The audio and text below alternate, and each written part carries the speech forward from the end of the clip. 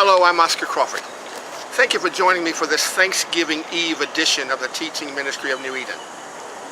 I felt it important to spend a moment with you just reflecting on the kinds of things we may have experienced over the past year as the global community and local communities, to think about the experiences that we've had within our families, and to think about the experiences we've had as individuals. A time to sit down and reflect. You know, it's the end of the year season, holiday season. Thanksgiving is the biggest formal holiday we'll celebrate before the end of 2013 as we move right on into the Christmas season. Many of you, I'm sure, are thinking about all of your holiday shopping that's either going to begin tomorrow afternoon or all day Friday and the weekend to follow. A very big shopping weekend for the holiday. Beyond that, we have to think about, as we close out another year and a new year begins, we need to reflect back on our accomplishments, and we need to think about what we intend to do with our lives in 2014. Thanks again for joining me.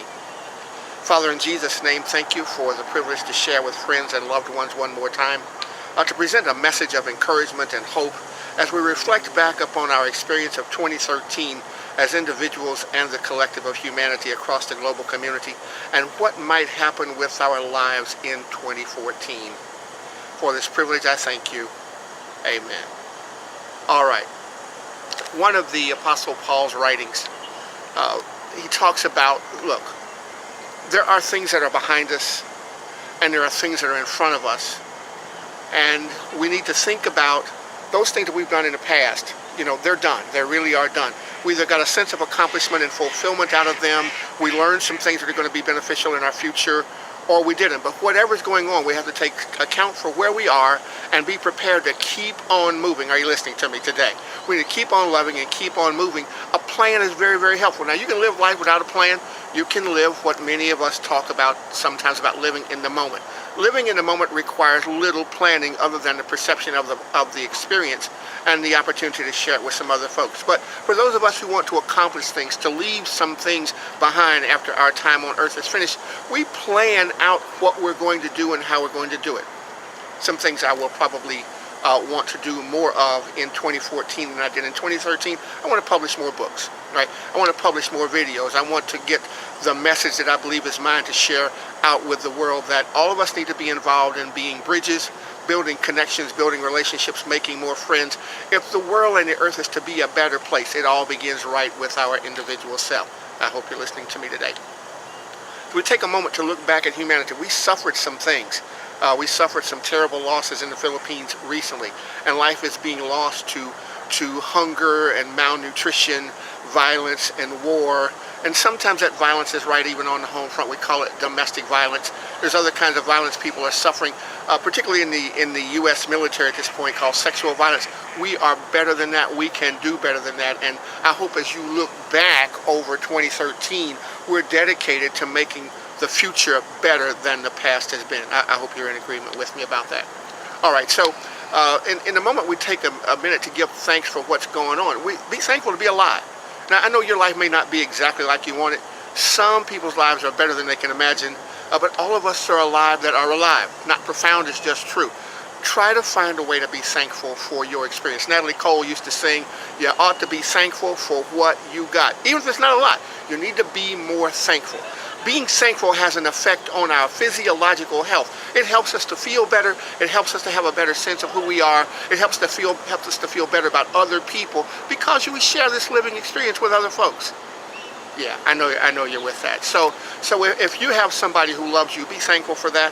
If you have a place to live, be thankful for that. If you don't, but you have a place to sleep, and you're getting a sandwich, every now and then during the day, be thankful for that. If you have the opportunity to share that with other folks, be thankful for that. Our church, very small. There are 20 of us who are members of our church, the House of Prayer Christian Center. We bought turkeys to be shared with families, and we are thankful for the privilege to do that. We're thankful to be able to provide 9 families with the experience of a turkey for their holiday meal. We'll do the same kind of thing for Christmas, and we'll find some families to be good to for Christmas, but we are thankful for that privilege. I look back over this past year and I think of the things that I had the privilege to write. Hundreds of articles out this year, about 10 books out this year. I set out a goal at the beginning of the year to walk 1,000 miles by December the 1st. Let me tell you, face to face, so the camera, I'm not making that goal. I'm going to finish at about 600 miles. Guess what? That's 600 more miles than I would have walked if I had not had the intentional plan. I am thankful to stand before you and say to you that I've nearly walked 600 miles, and I will have walked 600 miles by the end of the year. Short of my goal, but more than I would have accomplished if I had not had the goal. All right. 2014, what can I do to make the world a better place?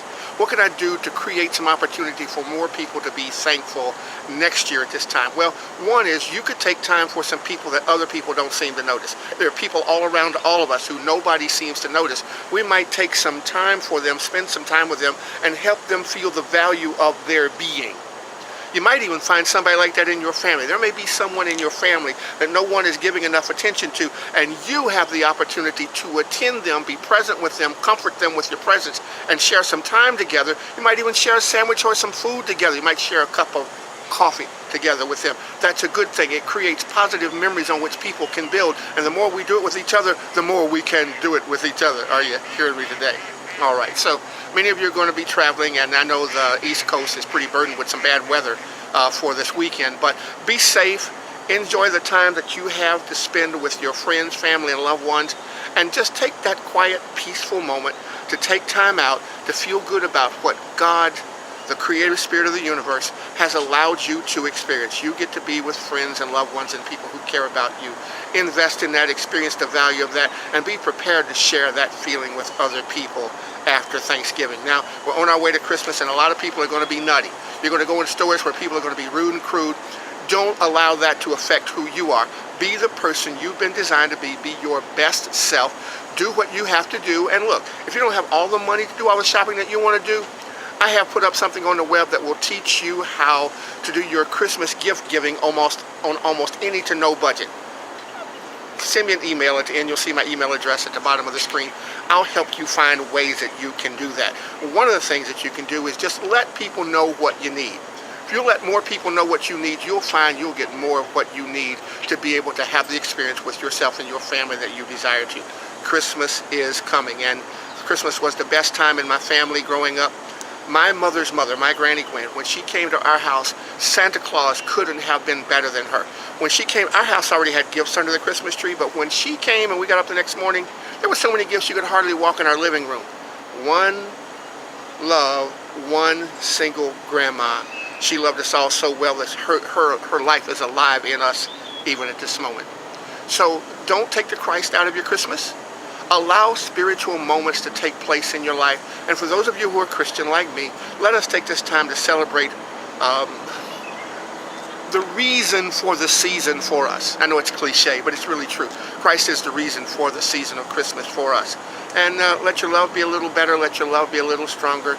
Take time for people that you might not ordinarily take some time for. Spend a moment with somebody nobody seems to see or to love, and feel good about doing that. And when the year is complete, and we'll spend some more time talking about this later, but when the year is complete, be able to look back and say, look, I gave it my best.